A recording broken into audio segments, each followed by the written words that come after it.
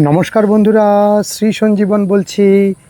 বাগানে বেশ কয়েকটি গাছকে রিপোর্ট করলাম, সেই গাছগুলো নিয়ে আজকের ভিডিও। দেখুন, ক্যাজুরিনা গাছের কি সুন্দর এই ভ্যারাইটিটি। আমরা এর গ্রাফটেড ভ্যারাইটিটি অনেক বছর আগেই বাগানে লাগিয়েছি। আর এই প্রজাতির ক্যাজুরিনার গাছটি সবে মাত্র বসালাম নার্সারি থেকে এনে। এই বড় 10 ইঞ্চি পটটিতে গাছটিকে বসিয়ে দিলাম, ঠিক যেন চুলের মতো ডালগুলো নিচের দিকে নেমে আসে।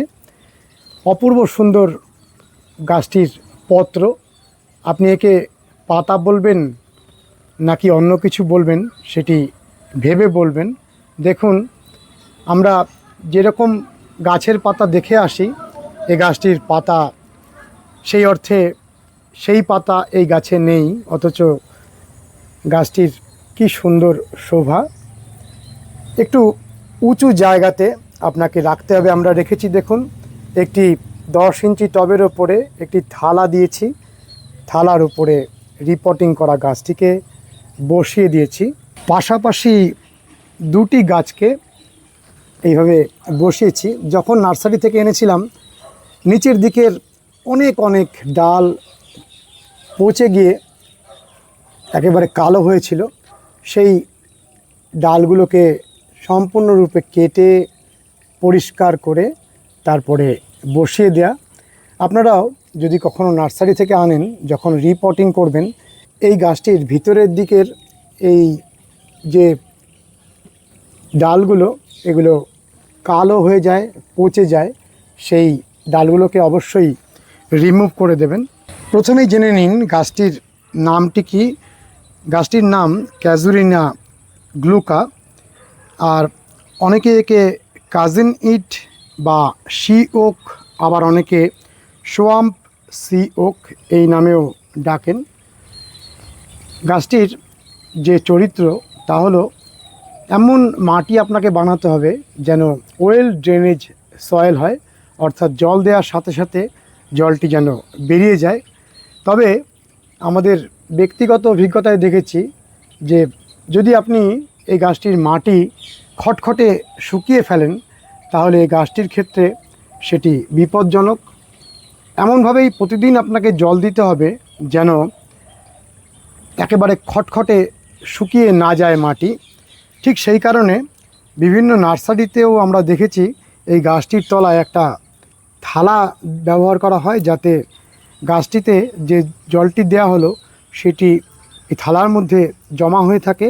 গাছের যতটুকু প্রয়োজন ততটুকু জল আবার টবের তলার হোল দিয়ে সম্পূর্ণ মাটিটি ভিজে ভিজে থাকে। এটি আপনারা অবশ্যই করবেন, কারণ খটখটে শুকিয়ে গেলে গাছটির স্বাস্থ্যের পক্ষে মোটেই ভালো নয়। আর গাছটি পূর্ণ সূর্যালোক ভালোবাসে। আপনারা যখনই গাছটিকে রাখবেন, এমন জায়গাতেই রাখবেন যেন যতটা বেশি সম্ভব সূর্যালোক পায়, অর্থাৎ সান লাভিং প্ল্যান্ট, এবং ওয়েল ড্রেনেজ সয়েল পছন্দ করে। আবার মাটিটি খটখটে শুকিয়ে যাওয়া মোটেই পছন্দ করে না। তবে ভেরি লো মেনটেনেন্স প্ল্যান্ট। মাসে একবার করে সামান্য একটু খাদ্য দিয়ে দিলেই দেখবেন গাছটি এরকম পরপর পাতা ছেড়ে অপূর্ব রকমের এক শোভা সৃষ্টিকারী গাছ হিসাবে আপনার বাগানে শোভা দেবে। অনেকেই এই গাছকে গ্রাউন্ড কভার হিসাবেও ব্যবহার করেন। এর যে গ্রাফটেড ভ্যারাইটিটি আমাদের কাছে অনেক দিন ধরে আছে, সেটিকেও আপনাদের এখন দেখাচ্ছি।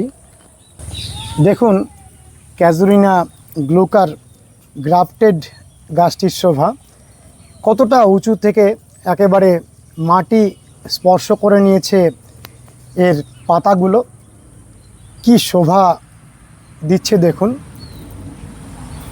এই গাছটিকে আমাদের কোনো বড় টবের ওপরে রাখতে হচ্ছে না, যেহেতু অনেকটা উঁচুতে গ্রাফট করা রয়েছে। যদি এর ডালগুলো আরও নেমে আসে, আমরা একে আরেকটু উঁচুতে উঠিয়ে দেব। তবে এতটা উচ্চতাতে গ্রাফট করা রয়েছে বলে আশা করি তার আর প্রয়োজন হবে না। রিপটিং করলাম দুটি বিলাতি ধনেপাতা। ছোটোবেলায় আমরা বাগানে লাগাতাম, কখনো কখনো রান্নার কাজে ব্যবহার করা হতো। মাত্র দুদিন আগেই এই বিলাতি ধনেপাতার গাছটি সংগ্রহ করেছি আর এই থালা জাতীয় পটের মধ্যে বসিয়ে দিয়েছি। খানিক আগেই এই গাছটিকে ছাঁটাই করে রিপটিং করলাম। ফাইকাস গাছের এই প্রজাতিটি খুব সুন্দর বনসাই হয়। আমরা বনসাই হিসাবে করি না, শুধুমাত্র পট প্ল্যান্ট হিসাবে করে রাখি। দেখুন গাছটি অনেক দিন ধরে আমাদের বাগানে রয়েছে। বর্ষাকালে আমরা রিপটিং করব, যেহেতু প্রতিদিনই বৃষ্টি হচ্ছে আমরা রিপটিং শুরু করে দিয়েছি, কারণ অনেক অনেক গাছ, এত গাছে রিপটিং করতে গেলে শুধু জুন জুলাই মাসে একসাথে এত গাছ রিপটিং করা সম্ভব নয়। তাই আমরা শুরু করেছি রিপটিং করা। আর এই রিপটিং করার মুহূর্তে অনেক অনেক ডাল ছিল গা বরাবর, সেগুলোকে একটু পরিষ্কার করে দিলাম। আর পরিষ্কার করার ফলে কি সুন্দর লাগছে আমাদের ভলু। দেখুন সারাদিন এইভাবে গরমের হাত থেকে বাঁচার জন্য মাটিগুলোকে খুঁড়ে ঠান্ডা মাটি বার করে তার মধ্যে বসার চেষ্টা করে। আর দেখুন যখন আমরা রিপটিং করেছি তখন অনেক ঝুড়ি নেমেছিল, বেশিরভাগ ঝুড়িকে আমরা কেটে ফেলে দিলাম। আর এখানে এই যে ডালটি, এই ডালটির মধ্যে অনেকগুলি পাতাযুক্ত ডাল ছিল, সেগুলোকে কেটে ফেলে একটি ঝুড়ি মাটি স্পর্শ করেছে সেটিকে যুক্ত করে দিলাম। অর্থাৎ এই ডালটি একটি ঝুড়ি হিসাবে তৈরি হয়ে গেল। এই যে গাছের রিপটিং করা, পটের মধ্যে যখন আমরা গাছ করি তখন তার যে শিকড় একটা সময় গিয়ে পটের মধ্যে পট বাউন্ড হয়ে যায়। সেই শিকড়গুলোকে যদি আমরা না কেটে ফেলি তাহলে নতুন শিকড় আসে না, গাছটি মাটি থেকে খাদ্য নিতে পারে না, নতুন শিকড় বার করতে পারে না। তার জন্য যে কোনো পট প্ল্যান্টের ক্ষেত্রে আপনাদের বলবো অবশ্যই বছরে একবার আপনারা রিপটিং করবেন। এই রিপটিংয়ের সময় আমরা বহুবার জানিয়েছি, বসন্ত এবং বর্ষা মূলত এই দুটি সময়। সামান্য দু একটি গাছের ক্ষেত্রে এর ব্যতিক্রম ঘটে। আরও একটি ফাইকাস গাছকে, আরও একটি নয় আরও দুটি ফাইকাস গাছকে আমরা রিপটিং করেছি, সেগুলোকেও আপনাদের দেখাচ্ছি।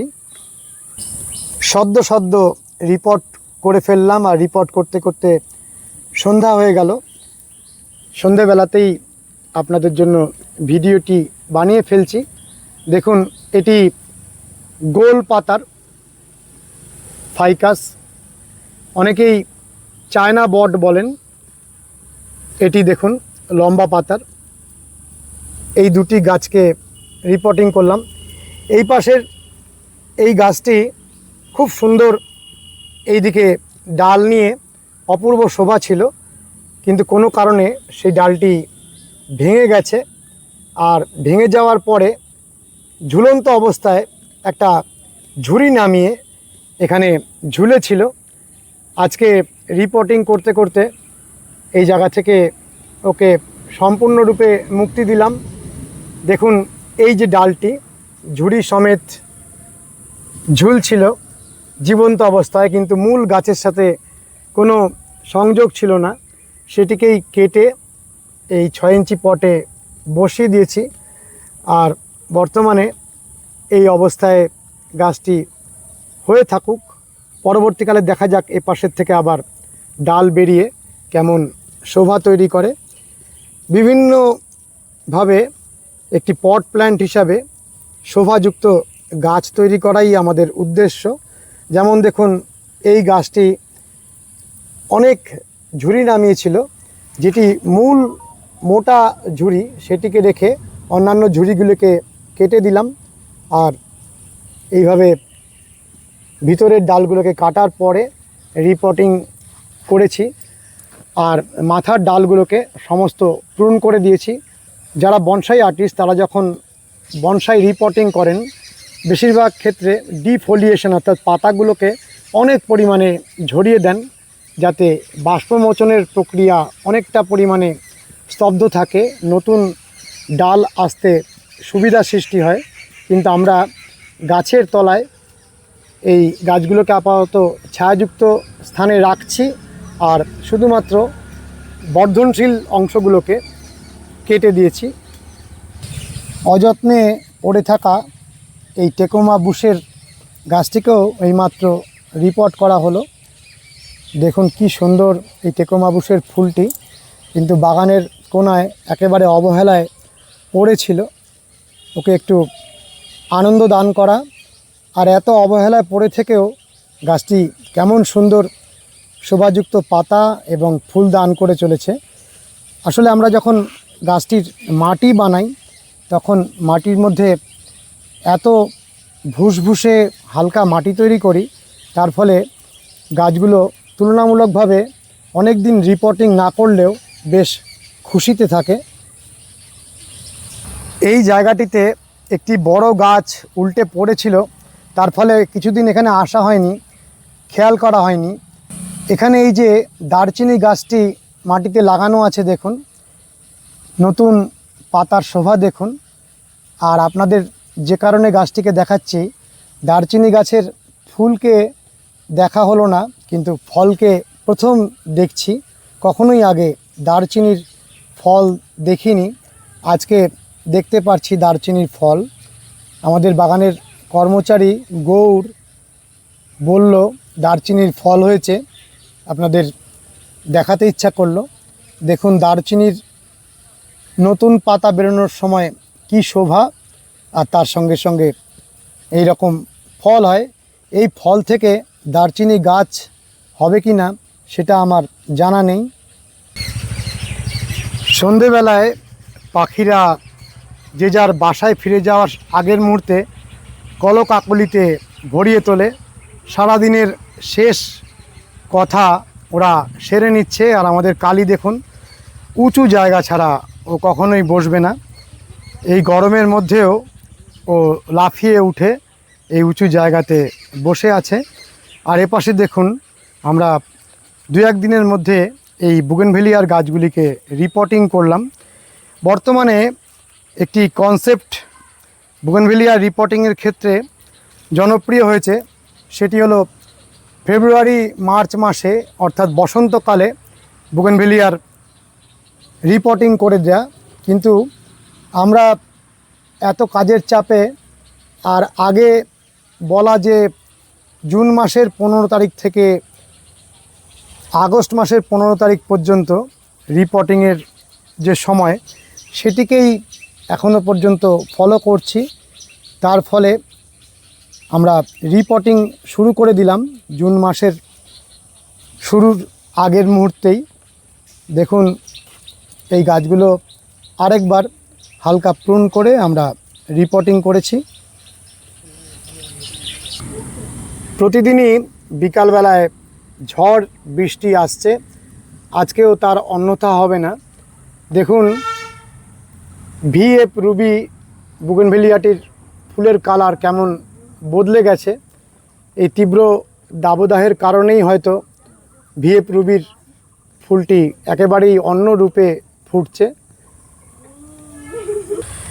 কিন্তু ফায়ার ওপাল বুগেনভেলিয়াটির ফুলের রং দেখুন আরও বরঞ্চ অনেক বেশি উজ্জ্বল হয়ে উঠেছে। অর্থাৎ এই তীব্র দাবদাহের মধ্যে অনেক ফুলের রং কিন্তু ফেড হয়ে যাচ্ছে, অন্যরকম রং রূপ নিয়ে ফুটছে। কিন্তু ফায়ার ওপালের রং যেন আরও সুন্দর, একই রকমের আরও বেশি উজ্জ্বল হয়ে ফুটে চলেছে। আমরা আপনাদের আগে অনেকবার বলেছি, যেই মুহূর্তেই বছরে একবার আমরা বুগেনভেলিয়ার রিপোর্টিং করি, ঠিক সেই সময়ই ডালগুলোকে হার্ড প্রুনিংও করি। কিন্তু গাছের অবস্থা অনুযায়ী সেই সিদ্ধান্তের পরিবর্তন করতে হয়। এক্ষেত্রেও দেখুন কিছু গাছের আমরা হার্ড প্রুনিং করেছি, আর কিছু গাছকে সামান্য একটু প্রুন করে দিয়েছি। যেমন এই গাছটিকে দেখুন হালকা মাথার ডালগুলোকে প্রুন করেছি। আর এ পাশের গাছটিকে দেখুন, বেশ অনেকটা পরিমাণে হার্ড প্রুন করেছি। পিছনের গাছটিকে দেখুন, অনেকটা বেশি হার্ড প্রুন করেছি। গাছের অবস্থা অনুযায়ী, গাছের প্রজাতি অনুযায়ী এটি আপনাকে সিদ্ধান্ত নিতে হবে। এই গাছটির রিপোর্টিং হয়েছে 1 সপ্তাহ আগে। তবে যেহেতু গাছগুলো সুন্দরভাবে মানিয়ে নিয়েছে, আমরা সরাসরি কিন্তু প্রখর সূর্যালোকের মধ্যে দিয়ে দিয়েছি। আপনারা যে কোনো বুগেনভেলিয়ার ক্ষেত্রে প্রথমে কয়েকটা দিন একটু ছায়াযুক্ত জায়গায় রেখে তারপরে পূর্ণ সূর্যালোকে গাছগুলোকে বার করে দেবেন। এবং বর্তমানে গাছে খাবার দেওয়ার কোনো প্রয়োজন নেই। গাছগুলো এই মাটিতে নতুন শিকড় সঞ্চারিত করবে, নতুন ডাল বেরোতে থাকবে, কারণ মাটির মধ্যে রয়েছে অনেক অনেক পরিমাণে খাদ্য। সেগুলোই এই মুহূর্তে অনেক ডাল এবং পাতা বার করার জন্য যথেষ্ট। ঠিক তারপরে আমরা সিদ্ধান্ত অনুযায়ী গাছগুলোকে খাবার দেব। এবং বর্ষার সময়ে আরও 1 বার 2 বার বা 3 বার আমাদের গাছগুলোকে ছেটে আরও অনেক পরিমাণে বুশি করতে হবে। আর এইভাবে বুশ করতে করতে একটা সময় গিয়ে আমরা গাছের যাবতীয় প্রুনিং করা বন্ধ করে দেব। তখন আমরা প্রস্তুতি নেব আগামী বছরের ফুলের জন্য। অর্থাৎ পরের বছরে কেমন সুন্দর ফুল দেবে সেটি নির্ভর করবে এই বছরের হার্ড প্রুনিং এবং রিপোর্টিং এবং পরবর্তীকালে সফট প্রুনিং এবং প্রুনিংকে বন্ধ করার উপরে। একটু পরেই মনে হচ্ছে ঝড় বৃষ্টি শুরু হবে। খুব দ্রুত আমরা একটা প্রয়োজনীয় ভিডিও করে দেখালাম। আপনারাও এই মুহূর্তে প্রস্তুতি নিন। গাছগুলোর রিপোর্টিং করবার সময় কিন্তু শুরু হয়ে গেল। জুন মাস, অর্থাৎ সমস্ত গাছকে আমাদের রিপোর্টিং করতে হবে। কেমন লেগেছে ভিডিওটি জানাবেন, লাইক করবেন, শেয়ার করবেন, সাবস্ক্রাইব করবেন। ভালো থাকবেন বন্ধুরা, সুস্থ থাকবেন। ভগবান আপনাদের মঙ্গল করুন। নমস্কার।